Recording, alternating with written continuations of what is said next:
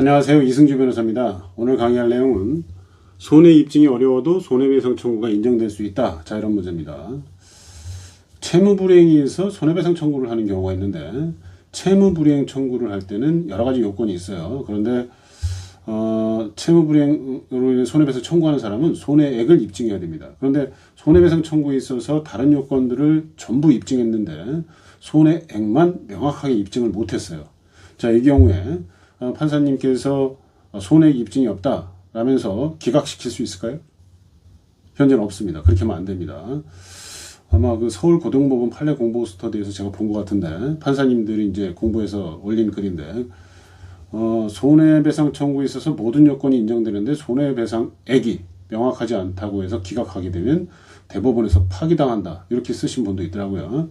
지금은 그렇다는 거예요. 과거에는 그 손해액을 입증하지 못하면 많이 기각을 시켰는데 현재 민사소송법 202조의 2에 따라서 모든 요건이 충족되고 손해액만 입증이 좀 어려운 경우에 판사님이 재량껏 손해액을 인정할 수 있다는 취지의 규정에 들어왔어요. 그게 이제 기존의 대법원 판례였고 대법원 판결이 법조문으로 아예 들어온 거죠. 따라서 손해배상의 액 입증이 불분명하다고 해서 완전 기각할 수는 없습니다. 재판부에서 일정액을 판사님 재량껏 변론 전체 취지 그 다음에 기록 같은 걸 자세히 보고 어느 정도는 인정해 줘야 된다는 거죠. 관련 사례를 한번 보시죠. 갑이 있었고 을이 있었어요. 갑이 이제 고려청자 1점을 갖고 있는데 보관시킵니다. 을에게. 이 보관시키는 걸 뭐라고 그래요? 임치계약이라고 하죠.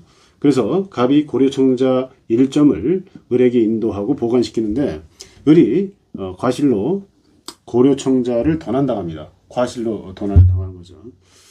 자, 이때 이제 손해배상 청구를 하게 되는데 갑이 을에게 이 그 1억 5천만 원이다 이러면서 손해배상 청구를 해요. 근데 뭐 고려청자라는 게 가격이 얼마인지 명확하지 않잖아요.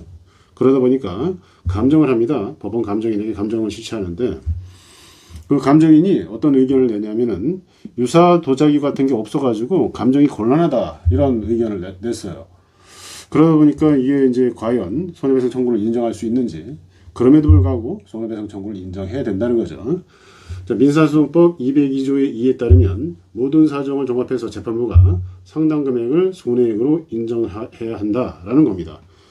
1억 5천만 원을 이제 갑이 청구했다고 하더라도 전액이 인정될 수 있는 건지 아니면은 요거보다 적게 인정할 수 있는 건지는 재판부가 관련 기록이나 나름 그 재판을 하다 보면 이게 어느 정도 될 건지 감정인은 이제 감정이 곤란하다고 하겠지만 어느 정도 인정해 줄 수가 있거든요.